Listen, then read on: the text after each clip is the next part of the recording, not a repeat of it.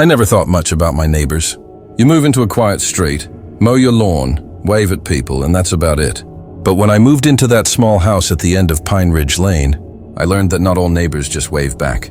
Some watch you, some learn your schedule, and some wait for the moment you stop paying attention. It started 3 months after I moved in. The house next door had been empty for a while. A small, one-story home with faded blue paint and a porch light that never worked.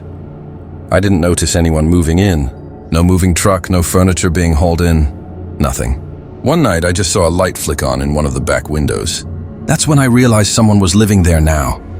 The next morning when I left for work, there was a man standing in his front yard, facing my house. He wasn't doing anything, just standing there, hands in his pockets, looking straight at me. He had this weird, stiff posture like he wasn't used to standing still. I gave him a quick wave, but he didn't respond. He just turned and walked back inside. I told myself maybe he was just a little odd or shy. But every day after that, I started noticing him more and more. He'd be outside when I left for work, outside again when I came home. Sometimes I'd see him standing by his mailbox, pretending to check it, though no mailman had come yet. Other times, he'd just be staring at the trees between our yards. At first, I tried to be friendly, waved a few more times, even said hey once. He never replied. He just kept watching. Then things got invasive. I came home one evening and found my trash can had been moved. From the curb to the edge of my porch, my recycling bin was empty, though I hadn't taken anything out.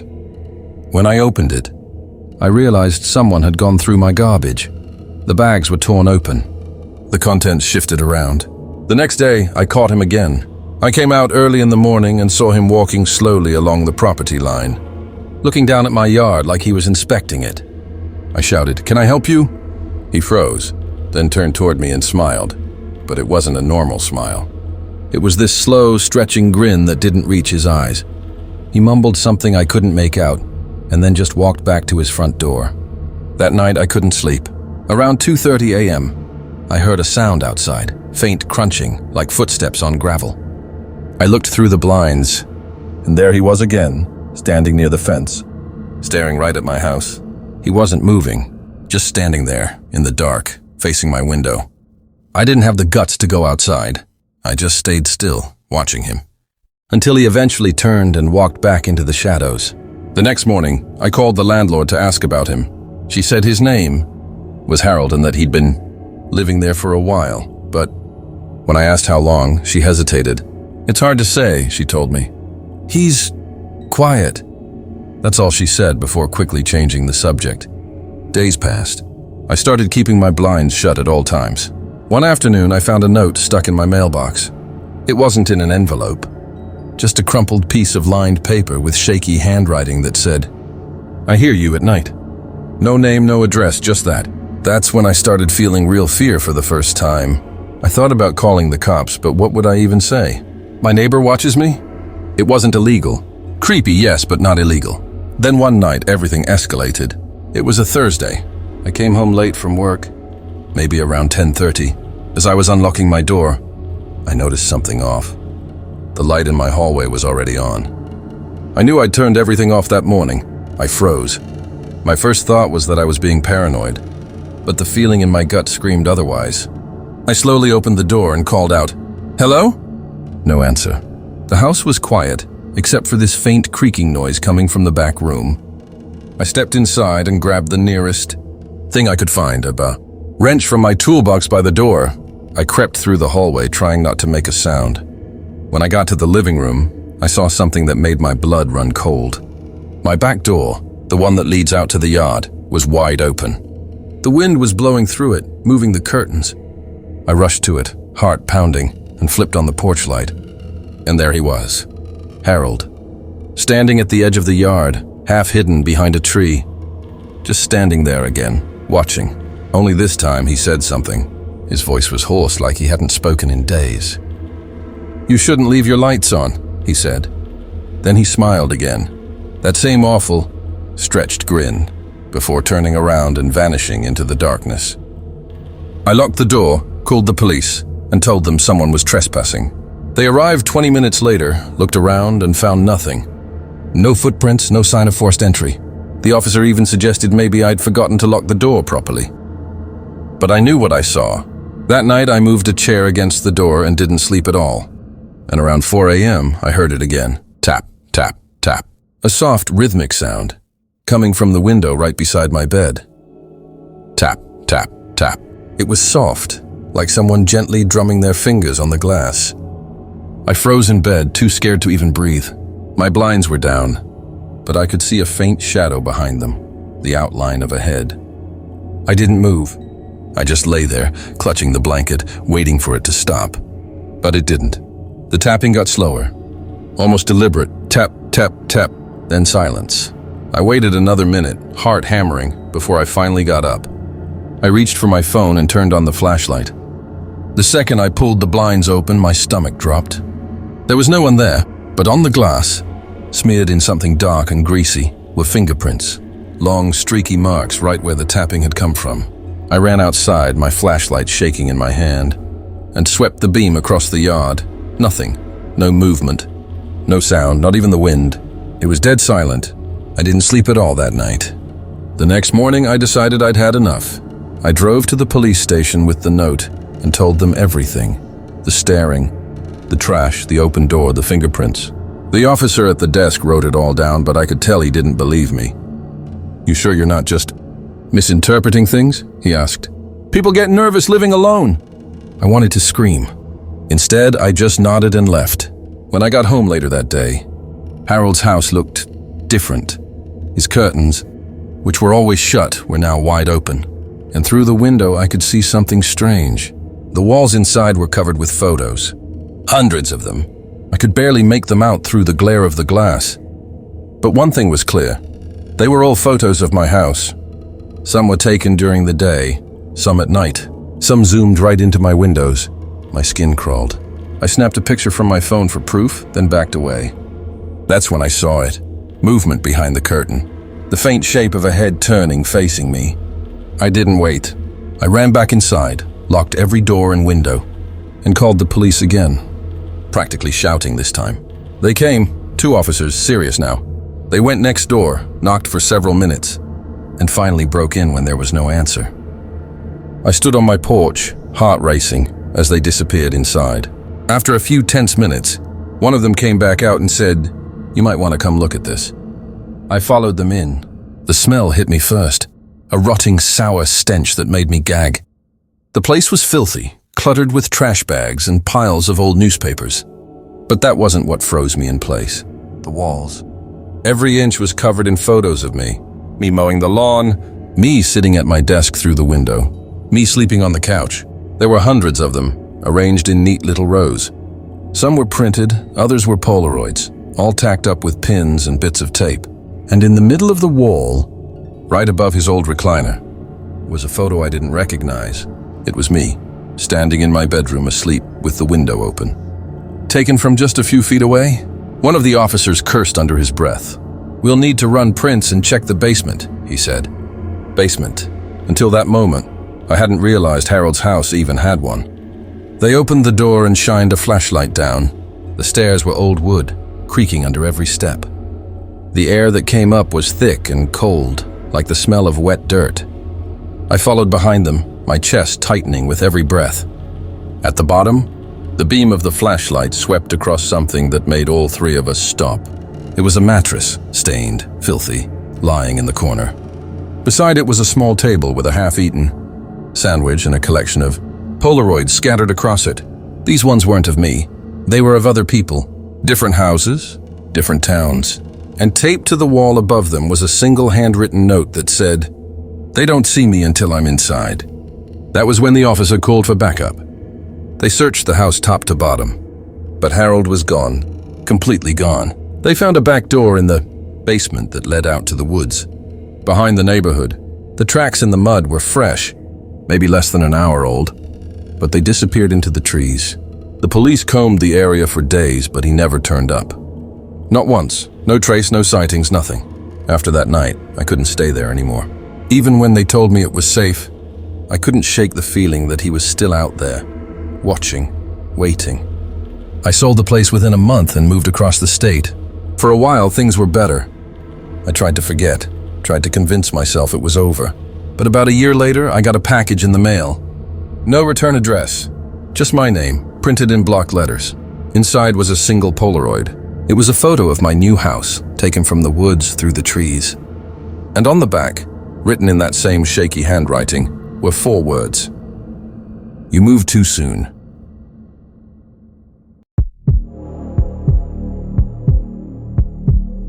It was early autumn when I moved into the countryside.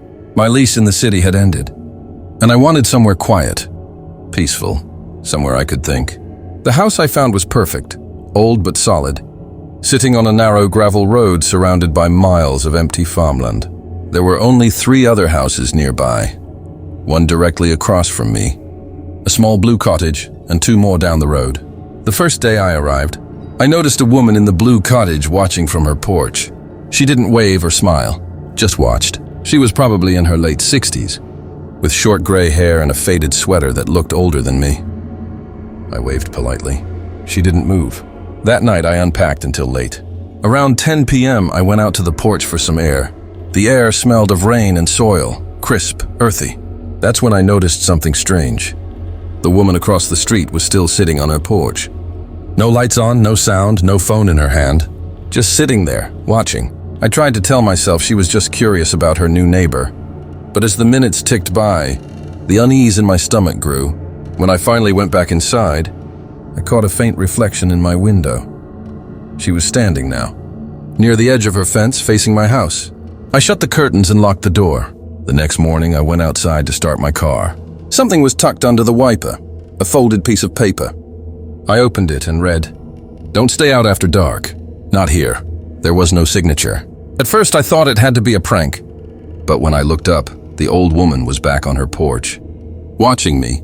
Later that day, I walked over to introduce myself. Maybe she was just eccentric, I thought. But as I approached the fence, I noticed the yard was filled with birdhouses. Dozens of them, hanging from trees, nailed to posts, some even attached to the fence itself. None of them had birds. They were all empty. She appeared suddenly from behind one of the trees, startling me. "You shouldn't be here," she said. Her voice was soft, but the words felt heavy. "I just wanted to say hi," I replied. "I moved in across the—" "I know where you live," she interrupted. Then she smiled. But it wasn't friendly. I backed away slowly and went home. That night I tried to forget it. I made dinner, watched a movie, and by 11 p.m. I was in bed. The countryside was eerily quiet. No traffic, no neighbors, not even crickets. Just stillness. Then came the sound, faint but distinct, a tapping on the back window. It wasn't like in movies where you think you imagined it. No, this was clear.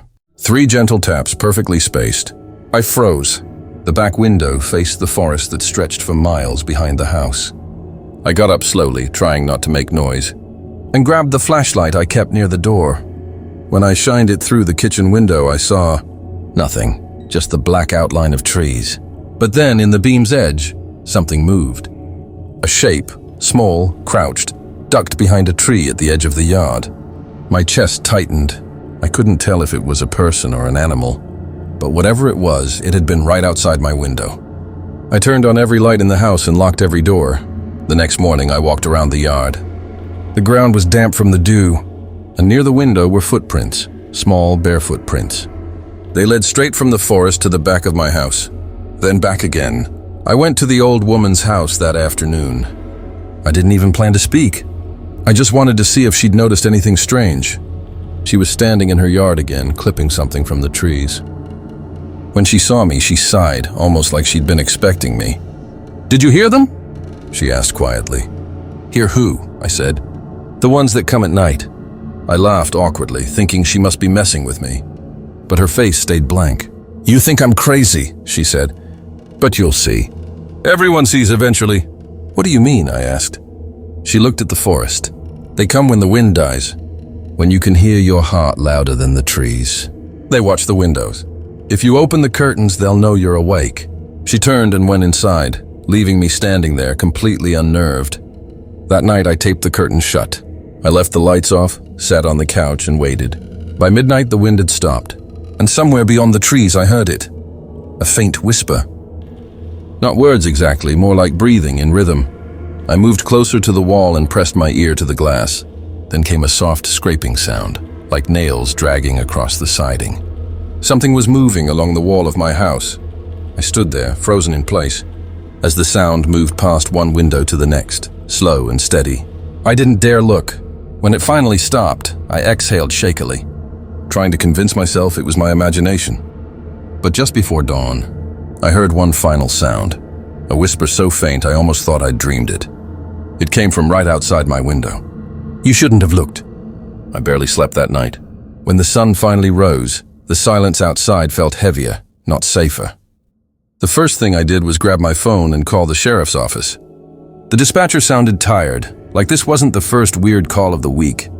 When I explained what happened, the sounds, the footprints, the voice, she paused for a moment and said, "You're near Hollow Creek Road, right?" I said yes. "Lock your doors at night," she said softly. "And don't go near the woods alone." That was it. No patrol, no reassurance. Just that quiet warning. By afternoon, I was exhausted. I decided to check my security cameras. I'd installed 2 cheap, motion-detecting ones by the porch and back door when I moved in. When I opened the app, I froze. At exactly 2:47 a.m., one of the cameras had triggered. The thumbnail showed a figure, tall, lean, and completely still, standing by the edge of the trees. The light caught part of its face, or at least where a face should have been. But it wasn't human. The skin looked pale, stretched too tight, and the eyes, they were pitch black, like holes punched into its skull. And then, right as the clip ended, it tilted its head slightly, toward the camera. I slammed my laptop shut and sat there for a long time, shaking. I didn't know what to do. By evening, I decided I needed to talk to the old woman again. She clearly knew something. When I walked up to her yard, she was standing among those birdhouses again, hanging another one with trembling hands. "They came to your window, didn't they?" she asked without turning. I nodded. She sighed and said, "You should have left after the first night. That's when they notice you." "What are they?" I asked. Her answer chilled me. "They're not ghosts. They're not people. They're echoes, left behind from what this land took." She told me her husband had vanished 30 years ago. He'd gone into the woods one night after hearing someone crying. They found his boots by the creek the next morning. Nothing else. After that, she said, she started seeing them, first in the woods, then at her window, then everywhere. They didn't speak, didn't hurt her. They just watched. "Once they know your face," she said, "you can't hide. The only thing that keeps them away are the watches." She pointed to the birdhouses. "They're not for birds. They're for eyes." I didn't understand what she meant until I looked closer. Each birdhouse had something inside. Small, smooth stones painted with eyes. Dozens of them staring in every direction. That night, I couldn't shake her words. I kept replaying the footage in my head. I even thought about leaving. But where would I go? At 9:00 p.m., the power flickered. The house went completely dark for a few seconds. When the lights came back, my phone buzzed. Motion detected. Back door. I opened the app. The screen was black for a few seconds, and then a flash of movement. The camera adjusted, and the figure was standing at the bottom of the steps. It was closer now. I could see the curve of its neck, its thin shoulders. The thing tilted its head again, that same unnatural motion, and then it started to walk forward. The camera feed froze. I grabbed a knife from the kitchen and waited. My heart was pounding so hard I could barely breathe. Every creak of the house felt like footsteps, then silence. I didn't move for what felt like hours. When morning came, I opened the door slowly. Nothing. No footprints. No marks, just the cold air and the empty yard. But when I turned toward the fence, my blood ran cold. Every one of the old woman's birdhouses had been ripped down, the little painted eyes shattered on the ground. Her porch light was still on, but the front door hung slightly open. I called out, "Hello?" But there was no answer. I stepped closer. The air smelled metallic, like rust and rain. Inside, the house looked ransacked. Chairs knocked over, papers scattered, and in the middle of the living room floor was a trail of muddy footprints. Small, barefoot, leading from the back door to the hallway. Then I heard it. A faint whisper coming from one of the bedrooms. I followed the sound, every step slow and cautious. The whispering stopped just as I reached the door. When I pushed it open, I froze. The old woman was sitting in a chair by the window, facing outside. Her eyes were open, wide, but she wasn't breathing. and carved into the wall behind her in shaky letters were 3 words. "We see you." I stumbled back and ran. I didn't stop until I was in my car, speeding down the gravel road toward town. I stayed at a motel that night. The next morning, I called the police again. They said they'd check it out. 2 days later, an officer called me back. "There's no one living in that blue cottage," he said. "Hasn't been for years." I thought he was mistaken. I told him about the old woman. Her yard, the birdhouses, everything. He paused.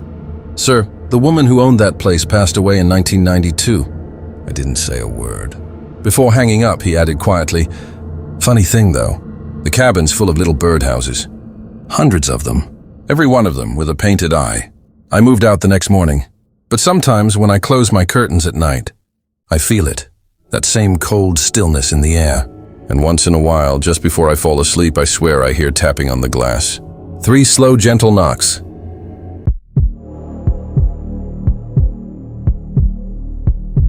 When I first moved into that quiet little cul-de-sac, it felt like everything I'd ever wanted. A cheap house, no traffic. Kids riding bikes, neighbors waving from their driveways. It looked like the kind of place where bad things simply didn't happen. I remember unloading boxes that first afternoon when a woman in her 40s walked over with a pie and a smile that looked painted on. "Welcome to the neighborhood," she said. "We're the Fosters, just over there." She pointed toward the white house across the street, perfectly trimmed hedges, curtains always drawn. Behind her, I caught sight of a man standing at the window. He didn't wave. He just stared. For a moment, I thought maybe I'd imagined it. But when I looked again, he was gone. That night, I noticed something else. Every single house had porch lights glowing. Except theirs. Total darkness. Even stranger, around 2 a.m., I heard something like singing. Faint, distant, almost childlike. It seemed to drift from their backyard. The next morning, I mentioned it to my other neighbor, Tom, an older guy who'd lived there forever. His expression tightened. "Don't go near that house after dark," he said flatly. "Just don't." I laughed awkwardly, but he wasn't joking.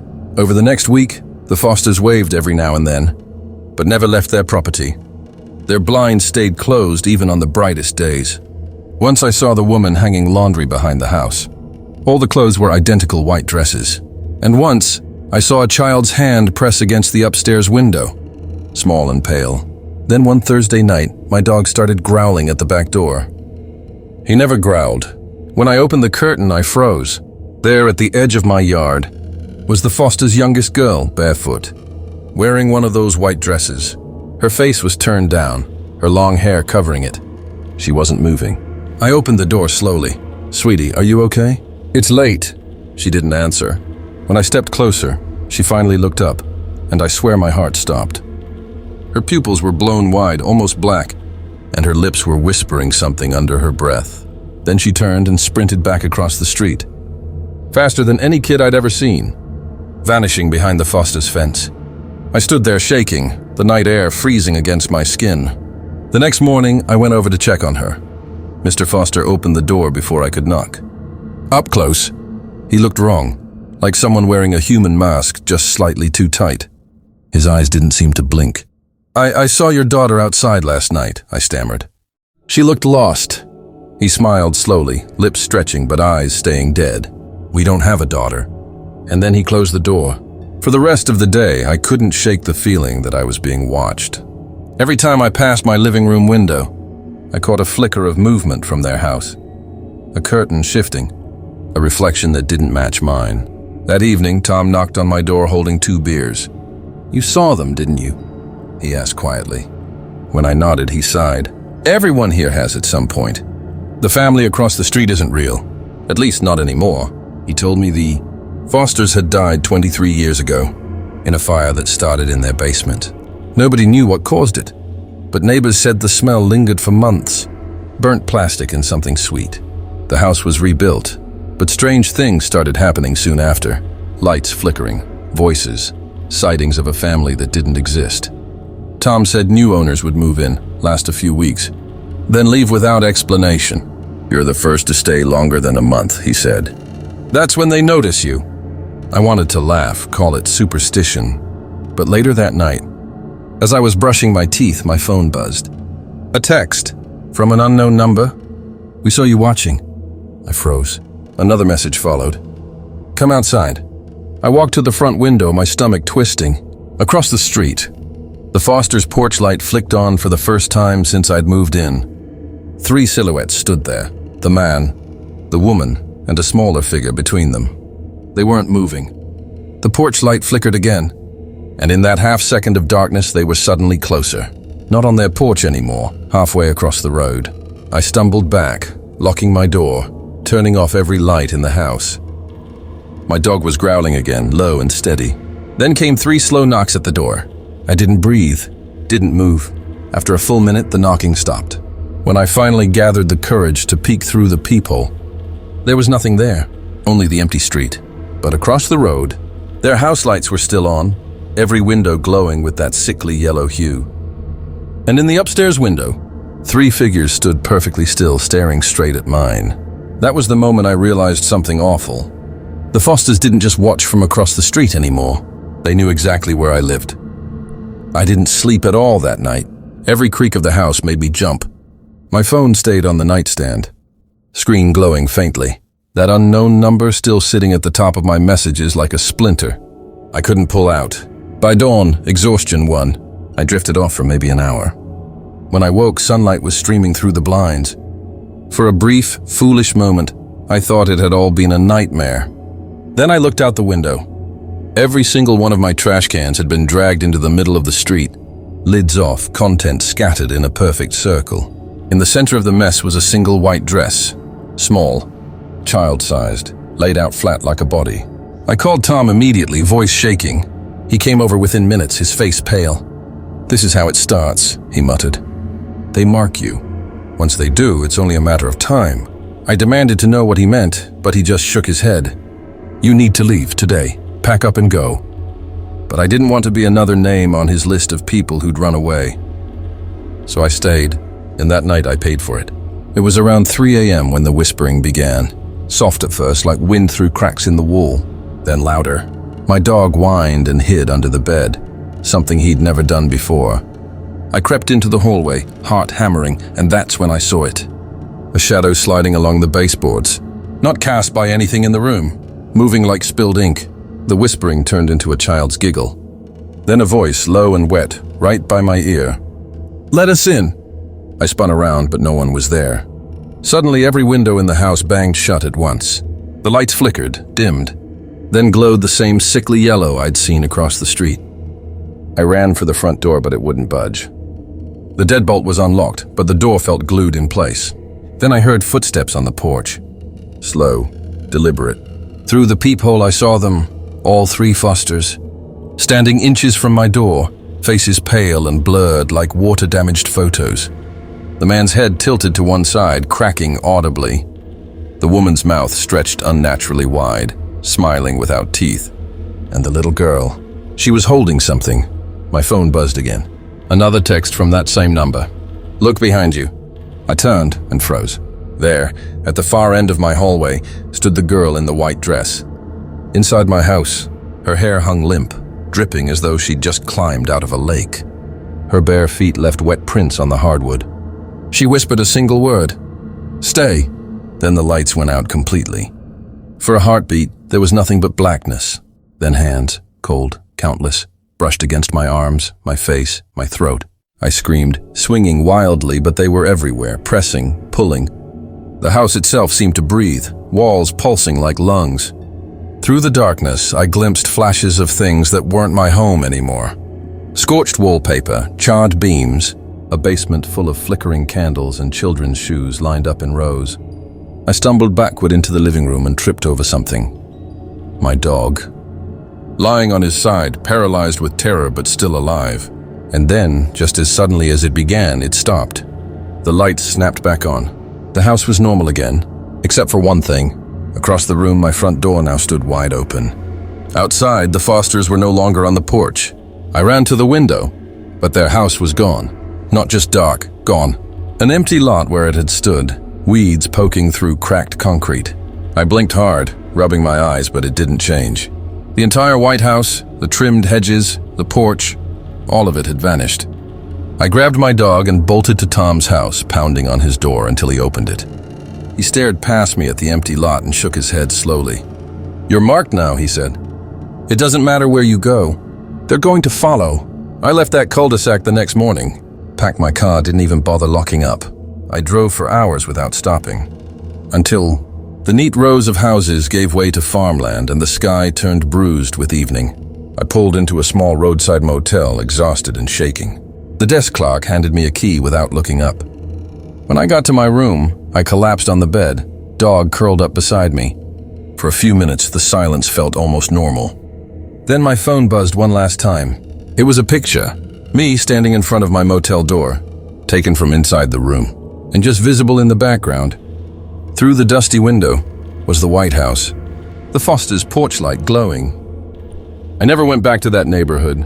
I sold the house at a massive loss. I've moved 6 times since then, always to smaller and quieter places. And yet, every time I look out the window at night, I swear I see them somewhere nearby. Sometimes it's just a flicker of movement. Sometimes it's a reflection that shouldn't be there. Sometimes it's a porch light in a place that doesn't have a porch. They're patient. They're watching. And I know someday, when I finally let my guard down, they'll come back inside.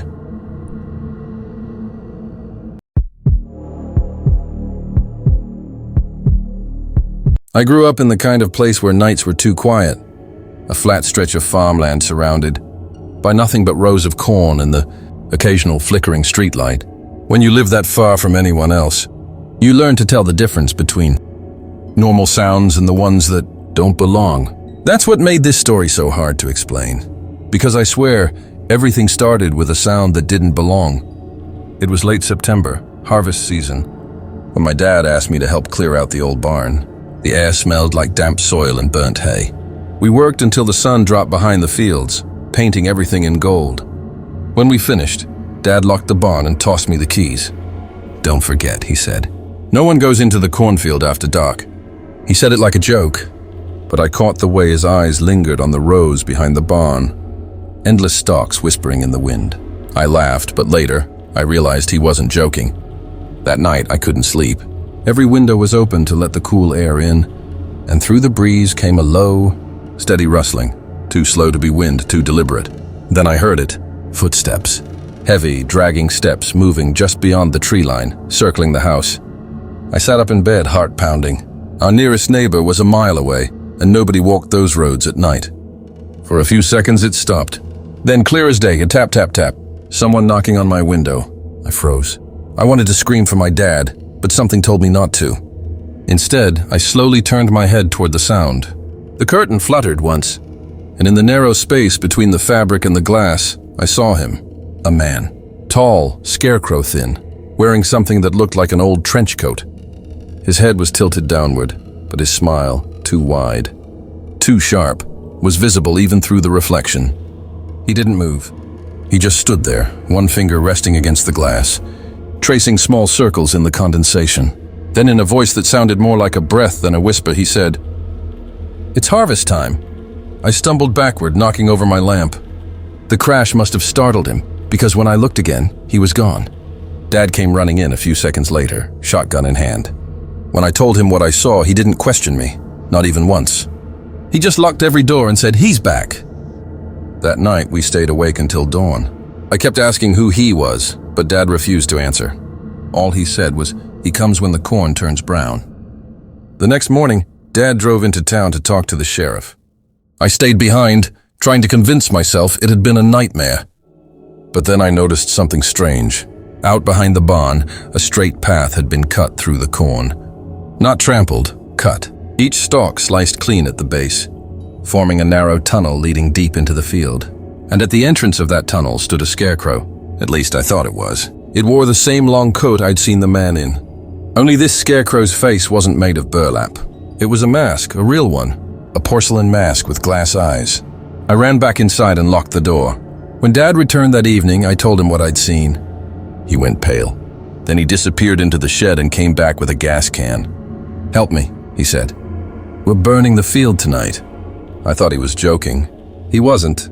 We waited until sunset. Then he handed me a lighter, and we stood side by side as he poured gasoline along the outer rows. When he was done, he nodded for me to ignite it. The flames caught instantly, racing down the dry stalks like hungry fire snakes. Smoke rose into the sky, thick and black, and for a moment, I thought it was over. Then I saw movement inside the burning field. A tall figure walking through the fire without flinching, coat catching sparks that never spread. Its porcelain face gleamed in the light. Even from that distance, I could see its grin widening. I screamed. Dad raised the shotgun and fired. But the figure didn't fall. It just kept walking, vanishing behind a curtain of smoke. We stood there until the entire field was nothing but ash. When it was done, Dad turned to me, face streaked with soot. "If he comes again," he said, voice trembling, "run." "Don't wait for me. Just run." We slept in shifts that night, but nothing else happened. For a while, I thought maybe the fire had scared it off. But 2 weeks later, the corn had started growing again. Not small shoots like normal. Full, grown tall stalks, overnight. And in the middle of them, a new path, cut perfectly straight, leading right back toward the house. The night after the corn grew back, I didn't sleep. Every sound made me flinch. The creak of wood, the hum of the fridge, the occasional groan of the wind brushing against the windows. Dad stayed in his chair with the shotgun resting across his lap, eyes fixed on the door like a man waiting for judgment. Around midnight, I saw it again, the motion sensor light behind the barn flicker on. Then off, then on again. Something was out there. I whispered to Dad, but before I could finish, he was already standing, finger to his lips. He peeked through the curtain, then froze. I'll never forget the look on his face, pure terror, like he was seeing a ghost from a nightmare he'd prayed to forget. He whispered, almost to himself, "He shouldn't be here." "Not again." He told me to stay inside, no matter what I heard. Then he stepped out onto the porch. I watched through the window as he aimed the shotgun toward the cornfield. The light flickered again, and in the next second, a tall shape appeared at the edge of the field. It wasn't walking, it was gliding, like its feet never touched the ground. The porcelain mask caught the porch light, and for a moment, I thought it was smiling at me, not at my father. Dad yelled something I couldn't hear, then fired. The blast echoed across the empty fields, but the figure didn't fall. It only stopped, tilting its head slightly. Before lifting one long arm to wave, Dad fired again and the light went out. I wanted to run outside, but before I reached the door, there was another gunshot, then silence. When I stepped out, the air smelled like smoke and dirt. The corn swayed softly, but I couldn't see anything. No figure, no Dad, just the shotgun lying in the grass. I screamed his name until my throat went raw, but there was no answer. Just that low rustling sound circling the house again. I ran back inside and locked everything. Every window, every door. And then, from somewhere deep in the field, came that voice again. "It's harvest time." I hid in the basement until morning. When the sun came up, I finally worked up the courage to go outside. The cornfield looked normal again. No burnt patches, no footprints, no path. And my father was gone. The sheriff's department searched for 3 days straight. They brought in dogs, drones, volunteers from neighboring towns. But no one found a single trace, not of my dad, not even the gas can we'd used. They tried to tell me he'd run off, that maybe he couldn't handle the stress after the fire. But I know what I saw. That thing took him. A week later, I started noticing new things around the property. The scarecrow was back, standing in the middle of the field again. Same coat, same porcelain mask. I begged the sheriff to remove it, but when they got there, it was gone. That night, the whispering returned, not from outside, but from under the floorboards. At first, it sounded like the rustle of roots or the creak of old wood. Then I heard my father's voice. "Don't go into the corn, son." I froze. The voice was weak, strained, but it was his. I knelt on the floor, pressing my ear to the boards. "He grows what he takes," Dad's voice said. "The corn, look under the corn." The whisper faded, replaced by something else, a low laugh. It was the man in the coat, and he was right outside the window again. This time I didn't run. I grabbed the shotgun and stepped onto the porch. The morning fog was thick, but I could see him clearly, standing between the rows, motionless. "Where is he?" I shouted. "What did you do to my dad?" He didn't answer. He just raised one gloved hand and pointed toward the field. Then slowly he removed his porcelain mask. I didn't understand what I was looking at. Beneath the mask wasn't a face. It was a tangle of roots, twisting and moving like living veins. Something wet dripped from them, soaking the collar of his coat. He tilted his head, and in a voice that sounded like 100 whispers overlapping, he said, "He's part of the harvest now." I fired. The blast tore through the mist, but when the smoke cleared, there was nothing there. Just the corn swaying gently. That was 3 years ago. I moved away, sold the property to a developer who wanted to build vacation homes. He called me last week to ask a question that made my blood run cold. He said, "Hey, you ever put up a scarecrow out here? There's this old one in the field. Long coat, porcelain face. Kinda creepy." I told him to get rid of it immediately. He laughed and said, "Relax, it's probably just some Halloween decoration." But 2 nights later, he called again. I could hear his kids screaming in the background. "It's at the window," he yelled. "That thing's—" The line went dead. The next morning, the police found the house empty. The doors were open, the beds unmade. No signs of struggle, just corn stalks growing straight up through the floorboards. And out in the field, that same porcelain-faced figure was standing tall again. This time, the mask had changed. The smile was wider, and the eyes, they looked exactly like my dad's. Sometimes I still hear the whisper when the wind rustles through trees. It always says the same thing. "It's harvest time.